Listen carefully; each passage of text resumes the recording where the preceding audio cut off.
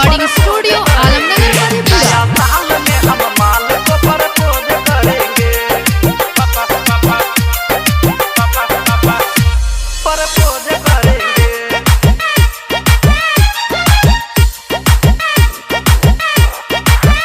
प्यार करेंगे हम खुल के अब नहा डरेंगे।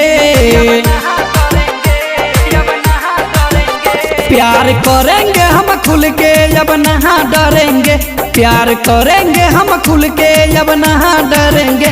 नया साल में हम माल को प्रपोज करेंगे। नया साल में हम माल को प्रपोज करेंगे। सारा दिलवे के बात उसी रोज करेंगे।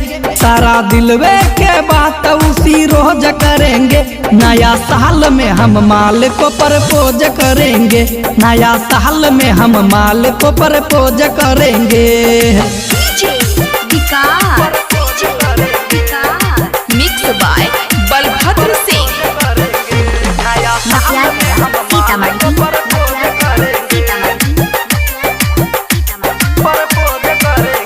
नहीं करेंगे हम तनियो ले जब जाएंगे करने हम भेंट। मिली नजरी से जब जब नजर नहीं करेंगे तनियो सवार।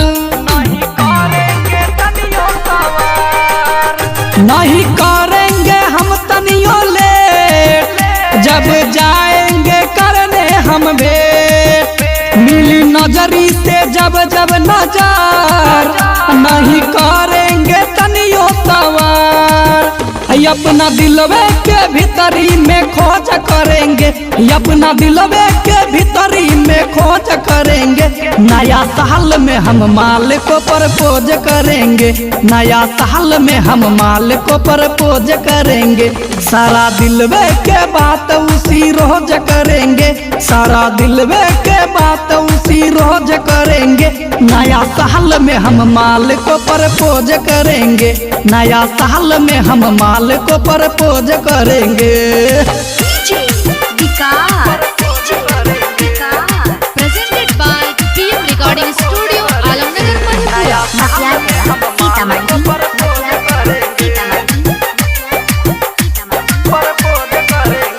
क्रिया खाएंगे हाथ पे धरी हाथ जब मिलेंगे दोनों एक साथ।